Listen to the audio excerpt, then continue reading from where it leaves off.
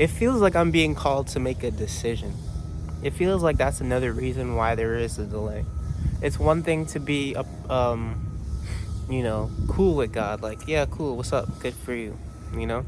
It's another thing to serve God, and it's another thing to serve God full time.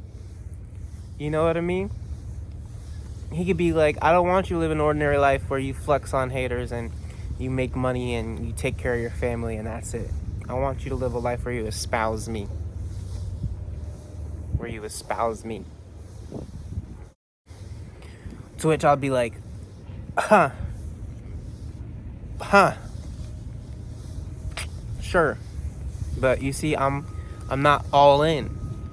There's still a part of me that hesitates. There's still a part of me that's like resistant. But I don't think I can be halfway in for this part of the journey. I feel like the universe is waiting to swoop in and just like push me on a path. Say, okay, come on, you're with us, you're in, come on. You can't go somewhere with half your body hanging out the vehicle. You know what I mean? You're bound to get severed. But my whole body is fighting the idea of trying to trust Yahweh. My whole body, my whole vessel, everything in me is like, no, don't do that. Oh. Because my vessel is agnostic. I was agnostic for a long time. And it's what I'm used to, you know? To embrace a God has an implication to it. It implies that you believe that this creator, this God can do more than what you could do by yourself. It's not just, and some people treat it like this, some religious, sensationalism. Like, oh yeah, God is my best friend. God is my lover. But to really sit here and say, I serve God. Everything in me is fighting it. Chat. Let's call you chat for a second. Everything inside me is fighting, yielding to Yahweh. And yet I believe that without Yahweh, I cannot change the world. I cannot change my city. I cannot change my community. Without Yahweh, I'm not going to be able to persist. In the shelter, Yahweh's helped me to persist, to be a good neighbor, to be kind, to be considerate, to be valuable to people, to provide resources to people. You know, I help somebody get a home. That's a blessing, right? Now he wants to take this show on the road, you know? And everything in me is fighting it.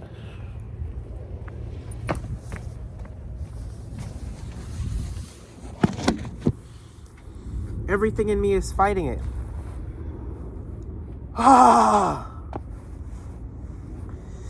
You're watching somebody wrestle with Yahweh in real time.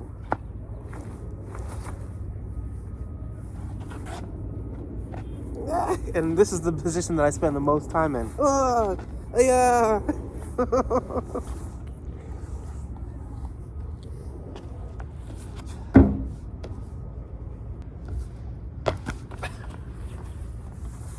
Why do I suddenly have the energy to jump up? Maybe because I'm close to the answer. Maybe because I'm waking up.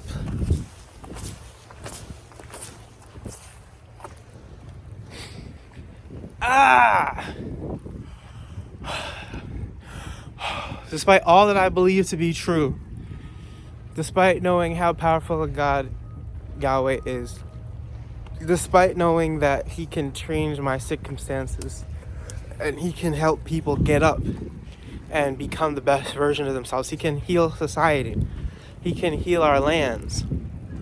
Despite knowing this, I still hesitate because it's not just my spirit that's signing a contract. It's my vessel, and my vessel has been dragged all around in places it doesn't want to go.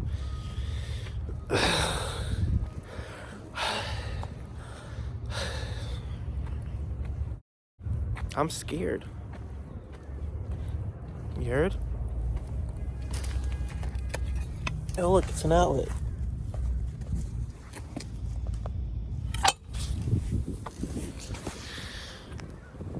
All right. Yahweh, how am I supposed to sign a contract with you if I'm not committed fully? There is nothing else. I know that there is nothing else. Especially for me, there is nothing else. There's just a life of disappointment and confusion and sadness, and I'll probably end it early. I hate to admit it, but if my life were to continue like this, in a dystopia like this, where situations are only getting worse year over year, I would probably not stick around. And I hate to admit that, but that's where I am. That's where 34 years of life have brought me. You're a person who exists in a world, and as you exist in this world, you realize that it wasn't meant for you. You come into this world, you're born into this world, into a household, and then eventually you have to sprout your own wings. And when you sprout your own wings, you realize you don't have anything. You don't have anything. And in capitalism, you should have something, otherwise you become a slave. So I'm basically set up to live a slave's life if I don't entrust my life to Yahweh and allow him to move in my life. And I just wish that I had the formal encouragement. So I'm going to call my peer counselor right now and let you know if she picks up what she says.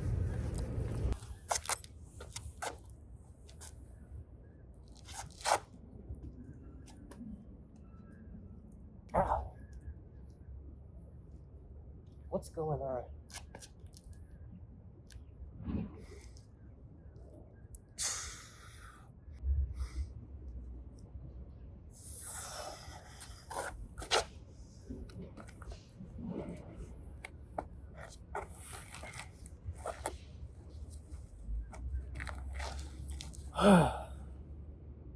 Sitting at his feet. So I was just talking to my peer counselor, and she was talking about how God will provide all your needs. And I was telling her about how I'm afraid to commit. I'm afraid to commit to God. For so many people, God is like pasty. God is like annoying. And for me, I have an inherent fear. Like, you know how you're trained, your body is trained, you know, when you walk on the grass, someone tells you, oh, there could be pee on the grass, right? You're like, oh, and you don't go on the grass. Your body knows. It automatically has like some kind of a hesitance of walking on the grass. Same thing with Yahweh, you know? Like, there's a small window of time for me to accept him and allow him to do his thing so long as he gets the glory. That's really what it comes down to.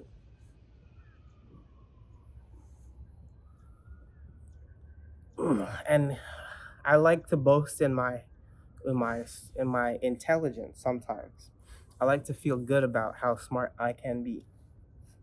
And it's funny because I have no idea how he's going to open this door. I have zero idea how he's going to open this door. And the amount of anxiety that brings in me. But it's not like he's intentionally causing me to suffer. This is not an easy decision to make. It's almost worse than selling your soul to the devil. Oh my gosh. I was telling my peer counselor that I unintentionally ended up talking about Yahweh more than I wanted to in my first YouTube video.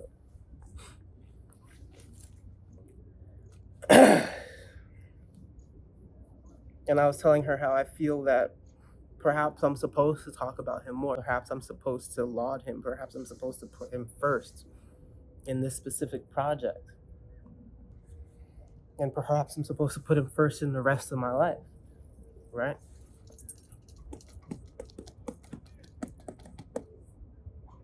Easier said than done, but hello.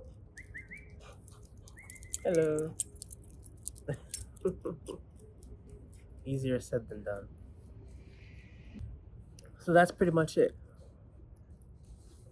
You see me all disturbed and like riddled with stress from head to toe. It's because I don't know where to go from here. There's nowhere else to go from here. I don't want to pick God because he's the last option, last one picked, but he might actually end up being that way, right? Like you're tempted, you have the allure of trying to get things done through every other means and you do it. And he's sitting there like the last one picked, just watching you, waiting for you to yield, waiting for you to yield. You good, my guy? Yes, thank you. I was just making sure. You got a dog? No, that's not mine. That's someone else's.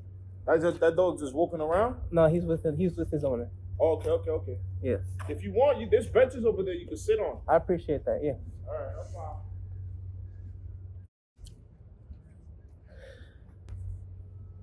He's doing his job. Let me make his job a little easier.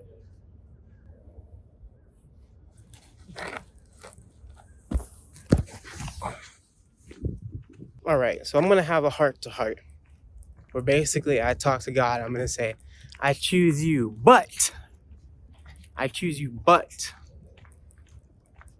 you have to go all out. You have to roll out the carpet. He doesn't have to do that. We know that he doesn't have to do that. It's not that serious, or is it? You have to be thorough. He's gonna be thorough. You have to defend me. You have to protect me from people who aren't as interested in you. You have to see this thing through to its fullest conclusion. You will be my people and I will be your God. You will be my people and I will be your God. Gentile,